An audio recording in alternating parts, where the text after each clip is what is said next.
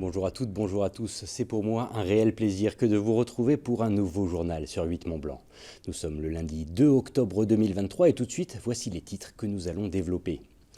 Penser au devenir de sa commune est aujourd'hui une nécessité pour de nombreuses municipalités. À Annecy, cet enjeu fait l'objet de nombreuses concertations et dont l'inquintessence sera à retrouver à l'occasion des rendez-vous de la transition. Nous le verrons. Et puis nous vous proposerons de découvrir l'une des amicales sportives les plus actives de la Combe de Savoie. La Petite Boule Chevronnaise rassemble plus de 70 adhérents autour de la pratique de la pétanque, un sport également synonyme de lien social dans le village. Nous le verrons. Je vous l'évoquais à l'instant, les rendez-vous de la transition débutent ce mardi 3 octobre. Organisé dans la ville d'Annecy, cet événement, ayant pour thématique Réinventons la ville, a pour but de réfléchir au futur d'Annecy à l'horizon 2050. Jusqu'à ce 21 octobre prochain, conférences, projections de films, portes ouvertes et balades urbaines sont organisées afin de découvrir ou redécouvrir l'avenir des Alpes. Parmi les moments clés de ce rendez-vous, 4 ateliers seront organisés dans le but d'échanger sur différents thèmes comme habiter une ville de demain, se déplacer autrement ou encore habiter la ville du quart d'heure. Pour plus de précision, on écoute Nora Segolabili, adjointe au maire d'Annecy, qui répond aux questions de Kestia Pouzou.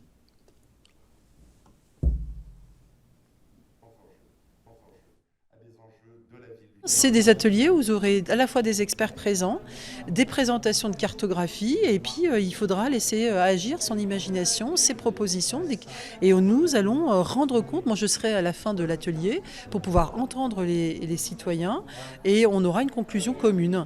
Et tout ça sera reversé, je dirais, à l'ensemble des experts pour finir à la fin de l'année sur un grand plan stratégique sur lequel on reviendra vers les concitoyens pour expliquer pourquoi on a pris un certain nombre d'éléments, pourquoi est-ce qu'on ne prend pas d'autres éléments, pourquoi ce n'est pas possible, pourquoi au contraire d'autres choses nous auront peut-être fait faire marche arrière.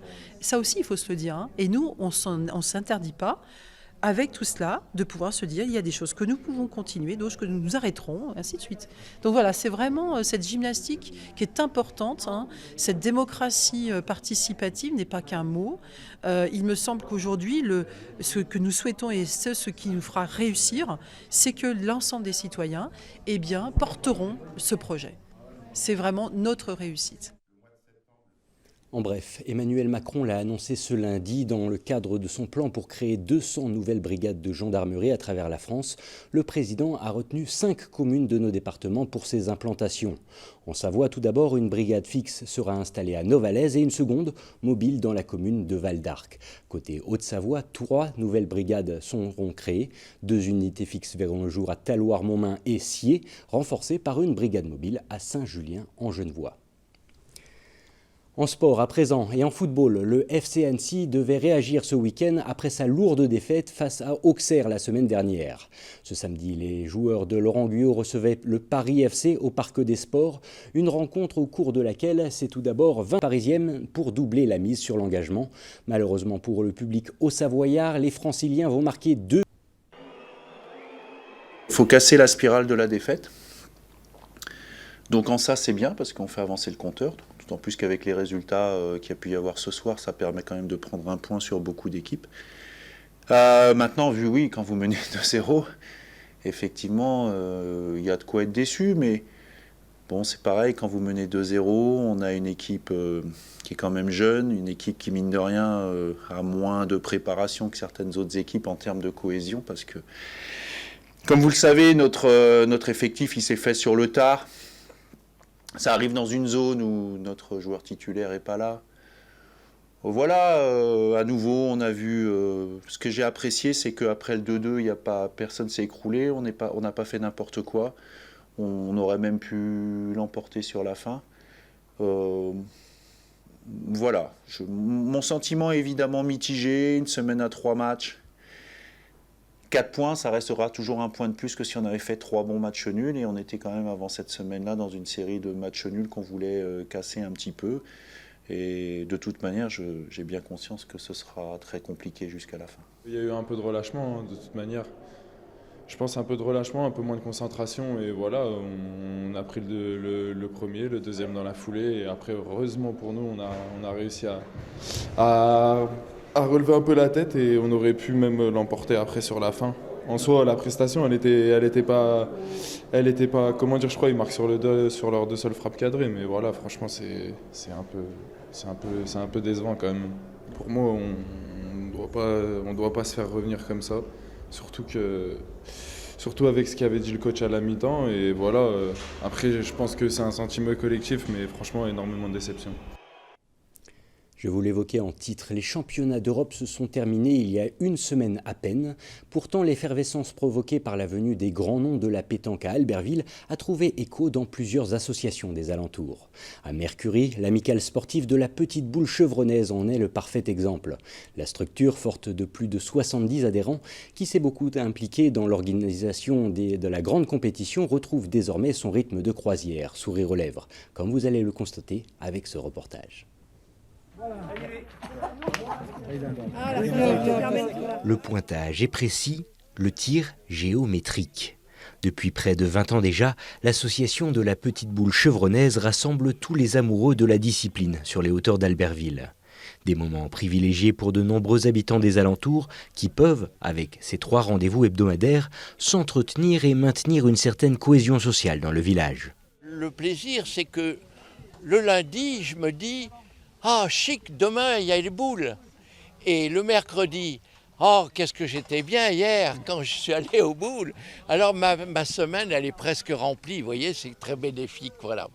Et puis, il faut beaucoup de concentration, il faut de l'adresse. Il y a plein de qualités qu'on ne soupçonne pas quand on vient jouer aux boules.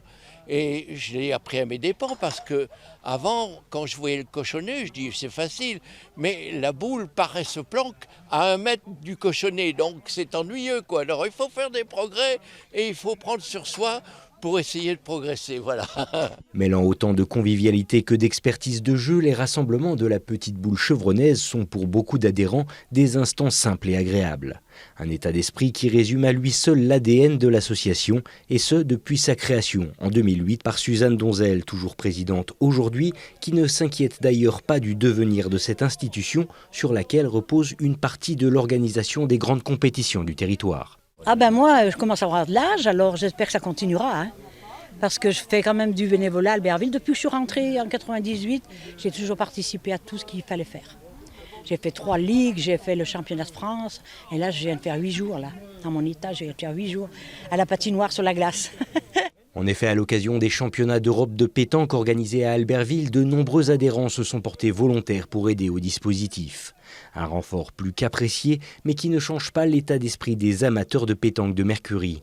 Bien loin d'être affiliés à la Fédération nationale, ici, les compétitions sont une belle excuse pour se retrouver et célébrer les petits moments de la vie. C'est entre nous, on fait des petits concours entre nous. Comme là, aujourd'hui, c'est le challenge souvenir des disparus.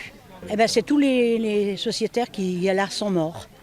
Depuis qu'on a créé l'association, on en a quand même perdu 42. C'est important. Il faut les honorer et tout. Hein. Ils étaient contents de venir jouer, mais nous, on était contents de les avoir, hein, c'est normal. Une philosophie qui permet à la petite structure de s'imposer comme un acteur de premier plan dans l'univers de la pétanque locale savoyarde, attirant chaque année de nouveaux adeptes. On reste dans le domaine du sport avec cette annonce tombée en toute fin de semaine dernière. En février 2024, ce ne sont pas 2, mais bien 3 Coupes du Monde masculines qui se dérouleront sur le domaine skiable des Ouches Saint-Gervais sur la célèbre Verte des Ouches. Vous l'avez deviné, le Kandar fait son grand retour avec au programme cette année 2 descentes et 1 slalom. Le rendez-vous est donc pris les 2 et 3 février 2024, un signe fort 100 ans exactement après l'organisation des tout premiers Jeux Olympiques d'hiver à Chamonix, c'était en 1924. Allez, direction la Haute-Maurienne vanoise à présent pour découvrir les images de la toute première édition du Détour. Une épreuve alliant marche et parapente. Pendant 2 jours à Haussois, les pilotes s'en sont donnés à cœur joie dans cette belle et grande vallée alpine. 3 circuits par niveau de difficulté étaient proposés, chaque parcours se présentant sous forme d'une course à points. Une première édition qui en appellera certainement d'autres, comme nous le confirme Théo Camus, l'organisation de cet événement. On l'écoute.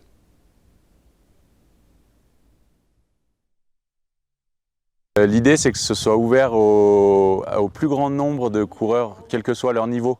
Donc il y a un niveau facile, un niveau moyen et un niveau difficile. Donc voilà, du coup il y a tous les athlètes qui se confrontent sur un niveau adapté à leur niveau. Au SOA c'est vraiment bien, on est sur une face sud du coup qui chauffe, donc l'air chaud monte et les parapentes profitent de cet air chaud qui monte pour monter également.